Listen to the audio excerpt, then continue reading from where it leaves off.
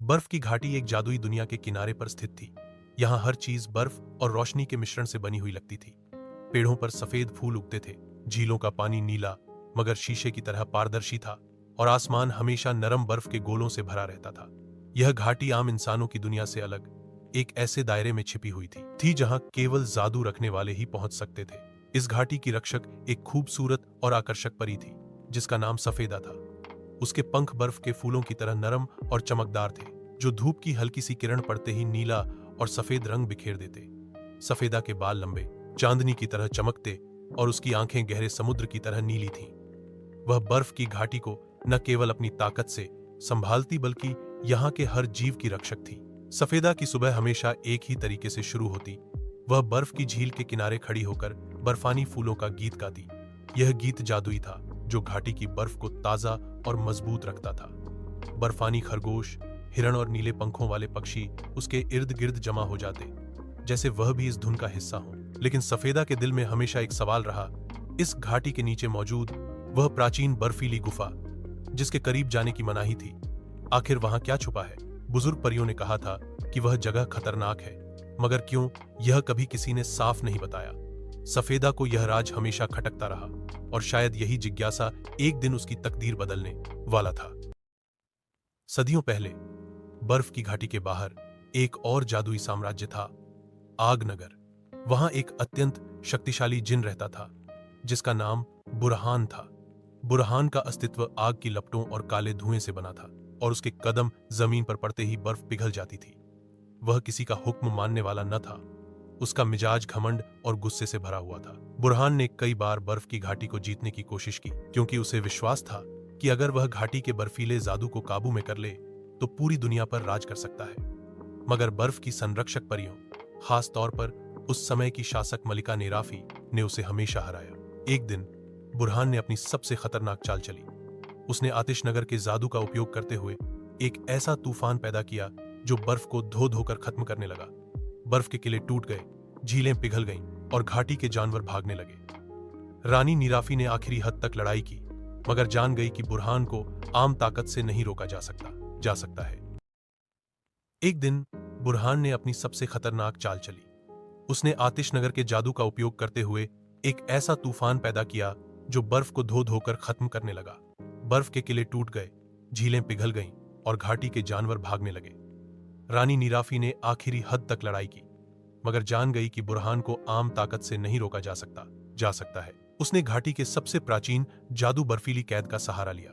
यह जादू बुरहान को जीवित अवस्था में बर्फ के एक न टूटने वाले खोल में कैद कर सकता था, मगर इसके बदले मलिका को अपनी जिंदगी कुर्बान करनी पड़ी। मलिका नीराफी ने यह कुर्बानी दी और बुरहान को घाटी के सबसे गहरे गुफा में कैद कर दिया गया।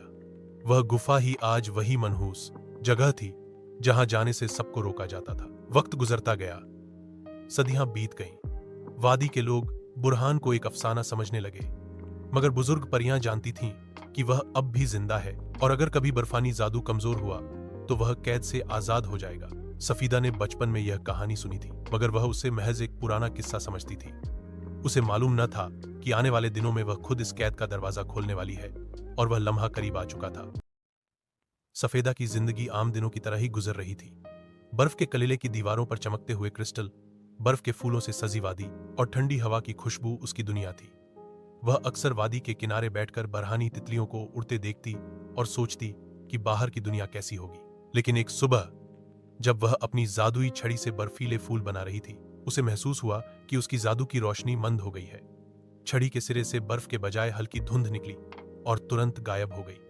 यह पहली बार था कि ऐसा हुआ। परियों की बुजुर्ग जोहरा नानी ने सबको फौरन कलीले के बड़े हॉल में जमा किया। उनके चेहरे पर फिक्र की लकीरें थीं। आज सुबह से वादी का जादू कमजोर हो रहा है, उन्होंने कहा। यह कोई आम बात नहीं। जादू की कमजोरी का मतलब है कि कोई पुरानी कैद अपनी ताकत खो रही है। सफेदा चौंक उठी। उसे बचपन की कहानी याद आई, बुरहान जिन और उसकी कैद। मगर वह खुद से कहती रही, यह सिर्फ एक कहानी है, ऐसा कैसे हो सकता है। इसी दौरान घाटी के उत्तर में एक बर्फीले पहाड़ के नीचे हल्की सी दरार पड़ गई। किसी ने ध्यान नहीं दिया, मगर उस दरार से एक लाल रोशनी हल्की हल्की बाहर आ रही थी, जैसे कोई आग के शोले अंदर कैद हो।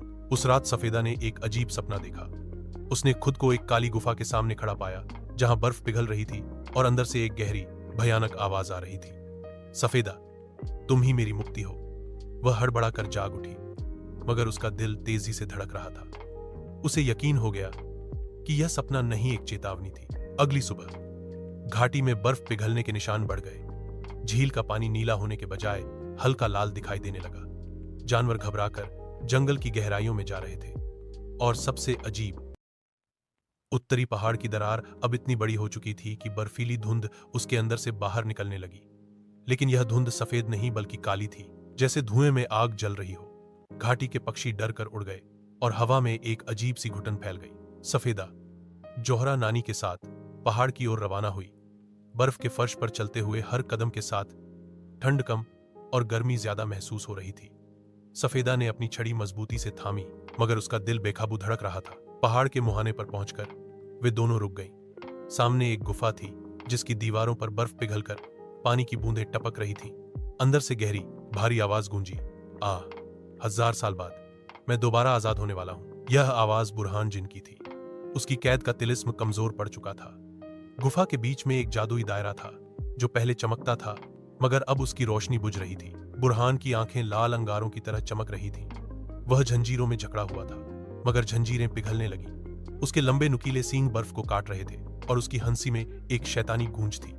सफेदा, तुम्हें बुला रहा हूं क्योंकि तुम ही वह चाबी हो जो मेरी कैद तोड़ सकती है। सफेदा के कदम खुद ब खुद आगे बढ़ने लगे। उसे महसूस हुआ जैसे कोई ताकत उसके दिल और दिमाग पर काबिज हो रही है। जोहरा नानी ने चीख कर कहा, पीछे हट जा बेटी, यह तुम्हें काबू में ले रहा है। मगर देर हो चुकी थी। बुरहान ने अपनी एक टूटी जंजीर से धुएं का एक बादल बनाकर सफेदा की तरफ फेंका।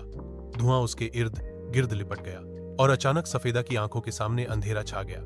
जब उसने दोबारा आंखें खोली तो वह एक अजीब जगह खड़ी थी। आधी बर्फीली, आधी आग की दुनिया, आसमान पर ना।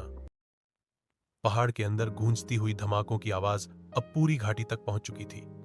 बर्फीले पहाड़ का सफेद चमकता ताज टूटने लगा और बर्फ के बड़े बड़े टुकड़े नीचे लुढ़क कर गिरने लगे। सफेदा और बुरहान के बीच हवा में एक भयानक चुप्पी फैल गई, ऐसी चुप्पी जो आने वाले तूफान का ऐलान कर रही थी। बुरहान की आंखों में लाल शोले नाच रहे थे। उसने अपना एक कदम आगे बढ़ाया और बर्फ के फर्श से धुआं उठने लगा। सफेदा, सोच लो, तुम मेरा साथ दो तो मैं तुम्हें बर्फीली सल्तनत की सबसे शक्तिशाली मलिका बना दूंगा।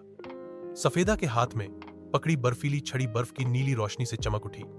उसने गंभीर लहजे में कहा, मैं ताकत के लिए अपनी घाटी को तबाह नहीं कर सकती, तुम्हें वापस कैद में जाना होगा। यह सुनकर बुरहान ने गुस्से में गरजते हुए जंजीरों का आखिरी हिस्सा तोड़ डाला। धमाके के साथ कैद का जादुई दायरा बिखर गया और बुरहान आजाद हो गया। उसके आजाद होते ही गुफा की छत फट गई और एक लाल शोला आसमान तक जा पहुंचा। सफेदा का दिल जोर जोर से धड़क रहा था। बुरहान के स्पर्श से जो सुनहरी रोशनी उसमें प्रवेश हुई थी वह उसकी याददाश्त के गहरे दरवाजों को खोल रही थी। आंखों के सामने धुंध छटती गई और अतीत के दृश्य एक एक करके स्पष्ट होने लगे। उसने देखा कि एक बर्फीले तूफान के बीच एक नन्ही बच्ची जन्म के तुरंत बाद एक लाल शोले से ढौंक गई। उसके इर्द गिर्द सफेद बर्फ और लाल आग दोनों का मिला जुला रंग था। एक औरत जो बर्फ की परी लगती थी बच्चे को गोद में लिए रो रही थी और एक शक्तिशाली जिन उसके पास खड़ा बच्ची को अपनी आग से गर्म रख रहा था। वह जिन बुरहान था। तुम मेरी बेटी को बर्फ की दुनिया में क्यों ले जा रही हो? बुरहान ने परी से पूछा। परी की आंखों में डर और दुहक दोनों थे, क्योंकि आग की दुनिया में तुम्हारी कौम उसे स्वीकार नहीं करेगी और बर्फ की दुनिया में मेरी कौम उसे बचा सकेगी। बुरहान ने तेज लहजे में कहा, लेकिन तुम जानती हो इसमें दोनों ताकतें हैं, यही इसे सबसे अलग बनाती है और यही सबसे खतरनाक भी।